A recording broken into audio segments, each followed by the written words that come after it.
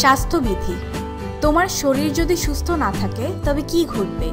অর্থাৎ শরীর সুস্থ না থাকলে মন ভালো থাকে না, পড়ালেখা বা অন্য কোনো কাজও করা যায় না। সুতরাং সুস্থ থাকতে হলে শরীরের যত্ন নিতে হয়। শরীর সুস্থ রাখার জন্য পরিষ্কার পরিচ্ছন্ন থাকতে হয়। এর জন্য কিছু নিয়মকানুন মেনে চলতে হয়। পরিষ্কার পরিচ্ছন্ন থাকার জন্য তুমি কি কি করবে? কাজ, নিচের ছকটি পূরণ করো। পরিষ্কার পরিচ্ছন্ন থাকার জন্য করণীয়: অঙ্গ প্রত্যঙ্গ।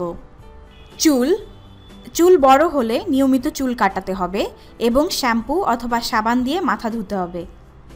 দাঁত, প্রতিদিন রাতে খাবারের পর ঘুমানোর আগে এবং সকালবেলা দাঁত ব্রাশ করতে হবে। নখ বড় হওয়ার সাথে সাথে প্রয়োজনে সপ্তাহে একবার নখ কাটতে হবে। কান পরিষ্কার রাখতে হবে। কানের ভেতরে শক্ত কিছু দিয়ে পরিষ্কার করা যাবে না। হাত পা, সবসময় হাত পা পরিষ্কার রাখতে হবে। পায়খানা প্রস্রাব করার পর সাবান দিয়ে হাত ধুতে হবে। ব্যক্তিগত জিনিসপত্র, কাপড় চোপড়, সবসময় কাপড় চোপড় পরিষ্কার করে রোদে শুকিয়ে ভাঁজ করে রাখতে হবে। বই খাতায় যাতে ধুলোবালি না জমে সেদিকে লক্ষ্য রাখতে হবে। বই খাতা সাজিয়ে রাখতে হবে। পড়ার টেবিল পরিষ্কার কাপড় দিয়ে মুছে পড়তে বসতে হবে। পড়ার শেষে বই খাতা গুছিয়ে রাখতে হবে।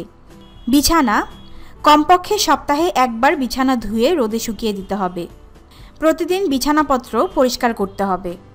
স্বাস্থ্যবিধি মেনে চলা কেন প্রয়োজন? তোমরা কি জানো, ব্যক্তিগত পরিষ্কার পরিচ্ছন্নতার অভাবে প্রতি বছর আমাদের দেশে অনেক মানুষ বিভিন্ন রোগে আক্রান্ত হয়। এসব রোগের মধ্যে ডায়রিয়া, আমাশয়, কলেরা সহ অন্যান্য পেটের পীড়ার নাম তোমরা শুনেছ। সুতরাং এসব রোগ থেকে রক্ষা পেতে এবং সুস্থ থাকতে হলে আমাদেরকে অবশ্যই পরিষ্কার পরিচ্ছন্ন থাকতে হবে।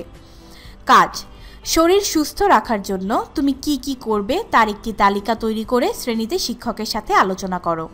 শরীর সুস্থ রাখার জন্য করণীয়: নিরাপদ পানি পান করতে হবে, সুষম খাদ্য ও পুষ্টিকর খাবার খেতে হবে, চর্বি জাতীয় খাদ্য পরিহার করতে হবে, বাসি খাবার, মশা মাছি বসছে এমন খাবার পরিহার করতে হবে, কাঁচা ফলমূল খাওয়ার আগে ধুয়ে নিতে হবে, নিয়মিত গোসল করতে হবে এবং পরিষ্কার পরিচ্ছন্ন থাকতে হবে।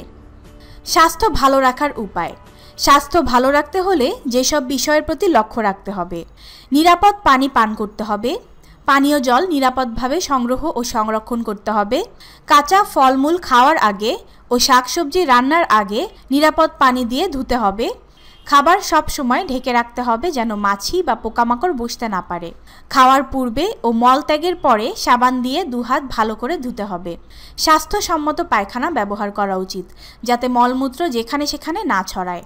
স্বাস্থ্যসম্মত পায়খানা সবসময় পরিষ্কার পরিচ্ছন্ন রাখতে হবে। কাজ, গত 1 বছরে তোমার পরিবারে কি কেউ কোনো রোগে আক্রান্ত হয়েছে তার একটি তালিকা তৈরি করো এবং পরবর্তী ক্লাসে উপস্থাপন করো। উপস্থাপনের সময় রোগগুলো কীভাবে ছড়ায় তা আলোচনা করবে। পানিবাহিত রোগ, যেখানে সেখানে মলমূত্র ত্যাগের ফলে তা বৃষ্টির পানির সাথে মিশে পুকুরসহ বিভিন্ন জলাশয়ে পড়ে, ফলে পানি দূষিত হয়। এ পানি আমরা যদি ব্যবহার করি তবে রোগে আক্রান্ত হই। এছাড়াও যেখানে সেখানে মলমূত্র ত্যাগ করলে মাছি সেখান থেকে জীবাণু বহন করে এনে আমাদের খাবারের উপর বসে, যা খাবারকে দূষিত করে।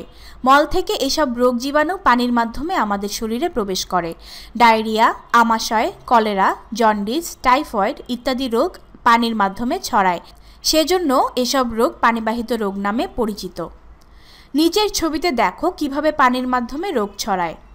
মলমূত্র থেকে পানিতে, পানি থেকে হাত, খাদ্য, ফলমূল এবং শাকসবজিতে, এবং এগুলো থেকে পানিবাহিত রোগ হয়।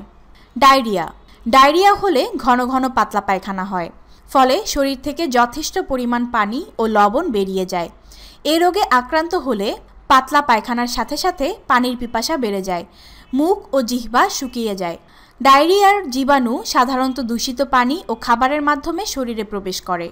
কিভাবে ডায়রিয়া প্রতিরোধ করবে?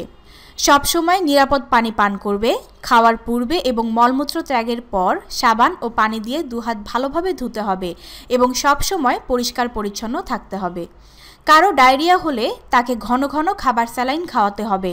আজকাল বাজারে খাবার স্যালাইন পাওয়া যায়। মনে রাখতে হবে, 2 বারের বেশি পাতলা পায়খানা হলেই রোগীকে খাওয়ার স্যালাইন খাওয়াতে হবে। এই স্যালাইন গুড় অথবা চিনি ও লবণ দিয়ে বাসায়ও বানানো সম্ভব। কিভাবে স্যালাইন বানাবে? প্রথমে একটি পরিষ্কার পাত্রে আধা লিটার ফুটানো ঠান্ডা পানি নাও। এবার হাত ভালোভাবে ধুয়ে 1 মুঠো গুড় অথবা চিনি দিয়ে পানিতে ছাড়ো। 3 আঙ্গুলের মাথা দিয়ে 1 চিমটি খাবার লবণ ওই পানিতে মেশাও। তারপর নেড়ে রোগীকে খাওয়াতে হবে। প্রয়োজনে ডাক্তারের পরামর্শ নিতে হবে। ডায়রিয়া ছাড়াও কলেরাতে পাতলা পায়খানা হয়। এতে পায়খানার সাথে যে পানি বের হয় তা চাল ধোয়া পানির মতো। এটা আরও ভয়াবহ রূপ নেয়। কলেরা হলে রোগীকে সঙ্গে সঙ্গে হাসপাতালে নিতে হবে। কলেরা রোগীর শরীরে তাপমাত্রা বাড়তে পারে। আমাশয় রোগ হওয়ার কারণ এবং কিভাবে এর প্রতিরোধ করা যায়। দূষিত পানি, বাসি খাবার, মাছি ইত্যাদির মাধ্যমে আমাশয় রোগ ছড়ায়। কারো আমাশয় রোগ হলে পেটে ব্যথা হয়, পায়খানা দুর্গন্ধযুক্ত হয়, পায়খানার সাথে আম ও রক্ত পড়ে। আমাশয় থেকে রক্ষা পেতে হলে সবসময় নিরাপদ পানি পান করবে। খাওয়ার আগে এবং মলত্যাগের পর 2 হাত ভালোভাবে সাবান এবং পানি দিয়ে ভালোভাবে ধুতে হবে। এই রোগ নিরাময়ের জন্য ডাক্তারের পরামর্শ মতো চলতে হবে। পূর্ণ বিশ্রাম নিতে হবে। টাইফয়েড। দূষিত পানির মাধ্যমে টাইফয়েড ছড়ায়। এ রোগ সংক্রামক। কেউ টাইফয়েডে আক্রান্ত হলে প্রথম দিকে তার জ্বর অল্প থাকে, পরবর্তীতে জ্বর ধীরে ধীরে বাড়ে, সাথে মাথা ও পেট ব্যথা করে।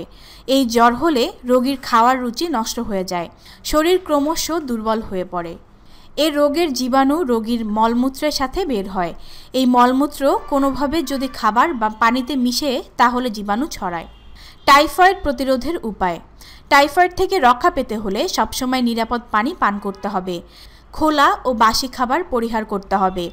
রোগীর ব্যবহার্য জিনিসপত্র আলাদাভাবে পরিষ্কার করতে হবে। জন্ডিস। জন্ডিস আরেকটি পানিবাহিত রোগ। দূষিত পানি ও খাবারের মাধ্যমে এই রোগ ছড়ায়। জন্ডিস হলে রোগীর অল্প অল্প জ্বর থাকতে পারে, বমি বমি ভাব হয়, চোখের সাদা অংশ হলুদ হয়ে যায়, অনেক সময় পেটের ডান দিকে ব্যথা হয়, খাওয়ার অরুচি হয়, শরীর জ্বালাপোড়া করে, কখনো কখনো শরীর চুলকায়। জন্ডিস প্রতিরোধে করণীয়। রোগীকে সম্পূর্ণ বিশ্রাম নিতে হবে। যেহেতু এ রোগ সংক্রামক বা ছোঁয়াচে, সেজন্য রোগীকে আলাদা করে রাখতে হবে। রোগীর থালা বাসন আলাদা রাখতে হবে। এই রোগের জীবাণু মলমূত্রের মাধ্যমে পানির সাথে মিশে। এ কারণে যেখানে সেখানে মলমূত্র ত্যাগ করা বন্ধ করতে হবে। এ ধরনের রোগীকে প্রচুর পরিমাণ পানি ও পানি জাতীয় খাবার দিতে হবে। এই অধ্যায়ে আমরা যা শিখলাম, সুস্থ থাকার জন্য আমাদের অবশ্যই শরীরের যত্ন নিতে হবে এবং পরিষ্কার পরিচ্ছন্ন থাকতে হবে। বিভিন্নভাবে আমাদের শরীরে রোগ জীবাণু প্রবেশ করে। পানির মাধ্যমে যেসব রোগ ছড়ায় সেগুলোর মধ্যে রয়েছে ডায়রিয়া, আমাশয়, কলেরা, জন্ডিস, টাইফয়েড ইত্যাদি। সংক্রামক বা ছোঁয়াচে রোগে আক্রান্ত রোগীর ব্যবহার্য জিনিসপত্র আলাদা করতে হবে। শূন্যস্থান পূরণ করো। সুস্থভাবে থাকতে হলে শরীরের ড্যাশ নিতে হয়।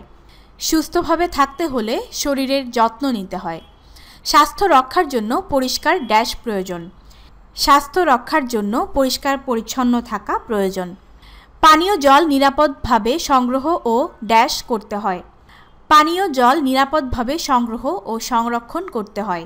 জন্ডিস একটি ড্যাশ রোগ। জন্ডিস একটি পানিবাহিত রোগ। সঠিক উত্তরটিতে টিকচিহ্ন দাও। ডায়রিয়া হলে শরীর থেকে কি কি বেরিয়ে যায়? এখানে উত্তর হবে পানি ও লবণ। ডায়রিয়া হলে রোগীকে নিচের কোনটি খাওয়াতে হবে? এখানে উত্তর হবে খাবার স্যালাইন। বাম পাশের অংশের সঙ্গে ডান পাশের অংশ মিল করো। খাবার স্যালাইন ডায়রিয়া নিরাময়। কাঁচা ফলমূল নিরাপদ পানি দিয়ে ধুতে হবে। পেটের পীড়া দূষিত পানি পান। আমাশয় পানিবাহিত রোগ। টাইফয়েডের জীবাণু মলমূত্রের সাথে বের হয়। সংক্ষেপে উত্তর দাও। বাড়িতে কারো ডায়রিয়া হলে কি কি ব্যবস্থা নিবে? ডায়রিয়া হলে ঘন ঘন পাতলা পায়খানা হয়। এতে শরীর থেকে প্রচুর পরিমাণে পানি ও লবণ বের হয়ে যায়। বাড়িতে কারো ডায়রিয়া হলে নিম্নলিখিত ব্যবস্থা: কিছুক্ষণ পর পর নিরাপদ পানি পান করাবে, কিংবা বাড়িতে তৈরির পর খাবার স্যালাইন দিব। যদি পাতলা পায়খানা বন্ধ না হয় তাহলে হাসপাতাল কিংবা ক্লিনিকে নিয়ে যাব। কিভাবে পানিবাহিত রোগ প্রতিরোধ করবে? আমরা জানি ডায়রিয়া, আমাশয়, কলেরা ও জন্ডিস ইত্যাদি পানিবাহিত রোগ। এর থেকে রক্ষা পেতে হলে আমাদের নিম্নলিখিত প্রতিরোধ ব্যবস্থা নিতে হবে। খাওয়ার আগে ও মলত্যাগের পর সাবান দিয়ে হাত পরিষ্কার করতে হবে। নিরাপদ পানি পান করতে হবে। যে কোনো কাজে ব্যবহৃত পানি নিরাপদ হতে হবে। বিভিন্ন রোগ থেকে রক্ষা পাওয়ার 5টি উপায় লিখো। বিভিন্ন রোগ থেকে রক্ষা পাওয়ার 5টি উপায়। খাওয়ার আগে ও মলত্যাগের পর সাবান দিয়ে হাত ধুতে হবে। যে কোনো খাবার ঢেকে রাখতে হবে। বাসি খাবার না খাওয়াই উচিত। ব্যবহৃত জিনিসপত্র পরিষ্কার পরিচ্ছন্ন রাখতে হবে। কাঁচা ফলমূল ও শাকসবজি বেশি বেশি করে খেতে হবে। আমাশয় রোগের 2টো লক্ষণ লিখো। আমাশয় রোগের 2টো লক্ষণ নিম্নে দেওয়া হলো। পেটে ব্যথা হয় এবং পায়খানা দুর্গন্ধযুক্ত হয়। পায়খানার সাথে আম ও রক্ত পড়ে। পানির মাধ্যমে কিভাবে রোগ ছড়ায় তা ছবি এঁকে দেখাও। কিভাবে পানির মাধ্যমে রোগ ছড়ায় তা রেখাচিত্রের মাধ্যমে দেখানো হলো। কখন তুমি হাত ধুবে? খাওয়ার আগে ও মলত্যাগের পরে। তাছাড়া কাজকর্ম করার পর হাত ধুতে হবে। খাওয়ার আগে ও মলত্যাগের পরে। তাছাড়া কাজকর্ম করার পর হাত ধুতে হবে। কিভাবে হাত ধুবে? নিরাপদ পানি ও সাবান দিয়ে ভালোভাবে হাত ধুতে হবে। হাত ধোয়া কেন এত গুরুত্বপূর্ণ? হাতের সাথে রোগের জীবাণু থাকতে পারে, কেননা মলত্যাগের পর কিংবা বিভিন্ন কাজ করার পর হাতের সাথে রোগের জীবাণু লাগতে পারে। এজন্য হাত ধোয়া এত গুরুত্বপূর্ণ।